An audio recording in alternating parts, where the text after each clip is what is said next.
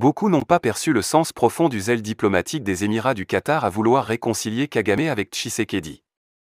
Ce rôle d'entre-gens n'est pas sans intérêt.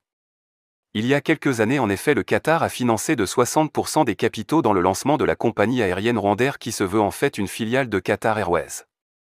Et il ne s'est pas arrêté là. Il a également décidé de financer la construction d'une usine de raffinage d'or à Kigali, quitte à se faire rembourser en nature via l'or pillé sur le territoire congolais. La conjugaison de rupture de relations entre Kigali et Kinshasa avec le gel des accords économiques entre ses deux voisins met tout sens dessus-dessous. Elle se révèle au final contre-productive soit pour Rwandair privé du vaste marché aéroportuaire congolais soit pour l'usine de raffinage d'or privée de matières premières. À ces facteurs, il faut ajouter l'important accord dénommé G2G signé le 29 mars 2021 entre le gouvernement congolais et celui du Qatar en vue de couper l'herbe sous le pied de Kigali.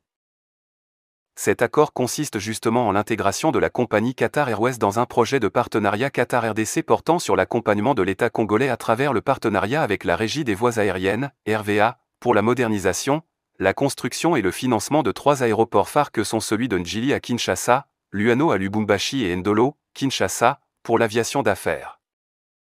Pour ceux qui ne l'ont pas encore compris, le Rwanda et la RDC sont entrés dans une guerre économique qui ne dit pas son nom mais dont les répercussions iront jusqu'à secouer les intérêts de tous les partenaires internationaux à qui le Rwanda a promis monts et merveilles à propos des minerais appartenant à un pays tiers.